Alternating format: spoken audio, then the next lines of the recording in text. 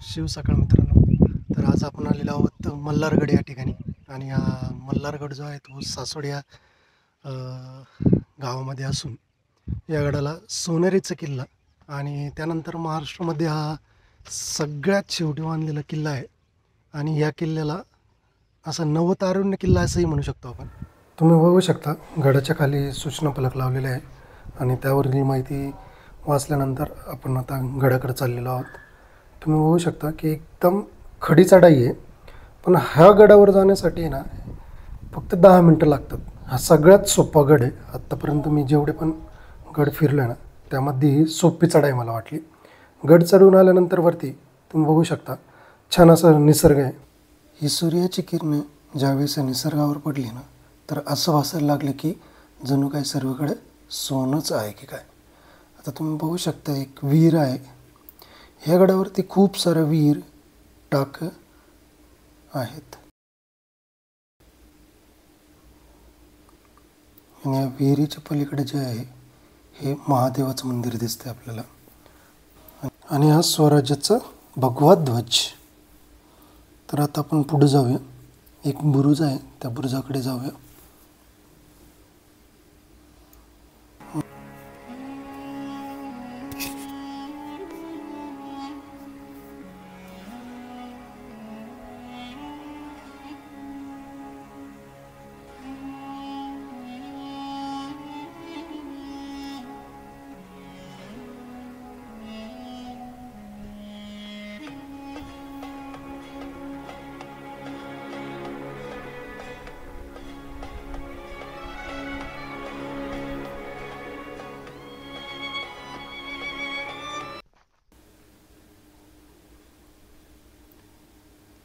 तुम्ही बघू शकता हा सुंदर असा दरवाजा. आणि एक या ठिकाणी मी एक उल्लेख करू इच्छितो. हा जो दरवाजा आहे हा शिवप्रतिष्ठानने बसवलेला आहे, त्याबद्दल त्यांचे मनपूर्वक आभार. त्यानंतर मध्ये गेल्यानंतर तुम्ही बघू शकता हे जे पहारेकरी होते ना त्यांच्यासाठी देवड्या बनवलेल्या आहेत, जे की या ठिकाणी बसायचे ते आणि जेवण वगैरे करायचे त्यांचं. समोर चाललो आहे, आता आपण वरती जाऊया आणि पुढील भाग बघूयात. आता हा समोर बघू शकता आहे महादरवाजा. आता बघूया आपण तो.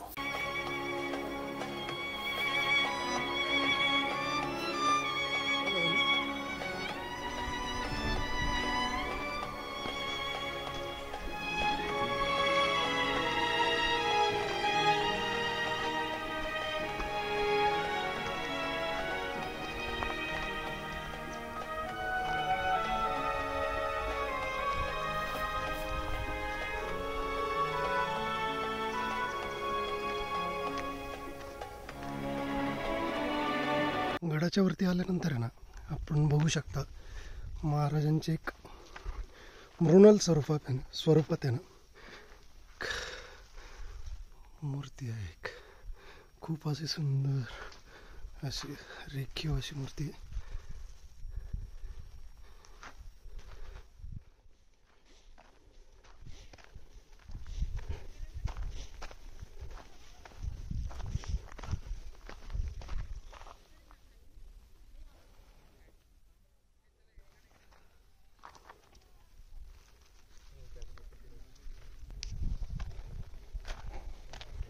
त्या तळघराकडे जाण्याचा मार्ग आहे, तर आपण बघूया आता पुढे कसा आहे तो. आता या भिंती बघू शकता तुम्ही, पण त्याची अवस्था खूपच म्हणजे खूपच खराब झाली आहे. आणि हा रस्ता आहे तो तळघराकडे जाण्याचा. थोडंसं ट्राय करून बघूया. पूर्ण तर नको जायला, कारण की आपल्याला आयडिया नाही की मध्ये कसं असेल ते. त्यामुळे हा तळघराकडे जाण्याचा मार्ग. हे समोर आहे खंडोबारायांचं मंदिर, पण आता हे उघडं नव्हतं त्यामुळं मधला भाग तुम्हाला दाखवू नाही शकत मी. आणि हे समोर आहे महादेवाचं मंदिर.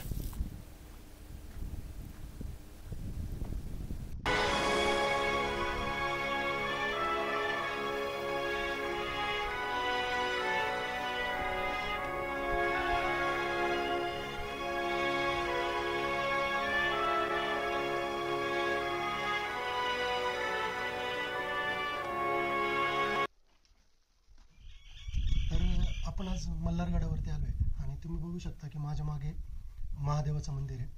तर ह्या गडाबद्दल एक आख्यायिका आहे. तर ती आख्यायिका अशी आहे की ज्यावेळेस पेशवे यांनी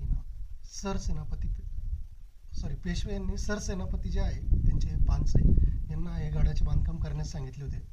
आणि ज्यावेळेस ते गडाचं बांधकाम करत असताना त्यांच्यावरती काय आलं होतं की ह्या गडावरती कुठं पण कुदळ किंवा फावडे मारले ना तर रक्ताच्या धारा निघत होत्या.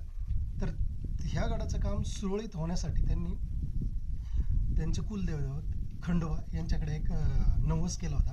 तो नवस असा होता की ह्या गडाचं काम सुरळीत चालू द्या, त्यानंतर या गडावरती तुमचं मंदिर बांधण्यात येईल.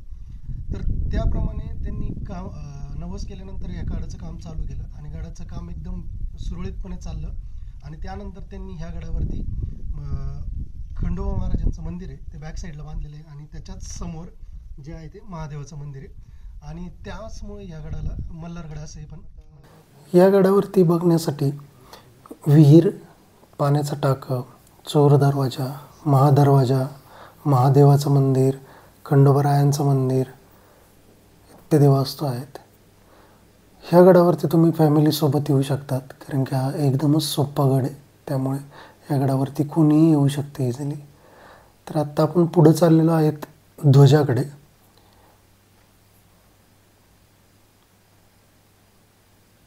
ह्या ध्वजाकडे जाण्यासाठी मार्ग आहे आणि आपल्या मराठ्याचे शौर्य दाखवणारा हा मल्हारगड. या मल्हारगडावर तुम्ही पण एकदा या आणि हा अनुभव घ्या. तुम्हाला आजचा व्हिडिओ कसा वाटला तो नक्की कमेंटमध्ये कळवा आणि लाईक, सबस्क्राईब, शेअर करा. धन्यवाद.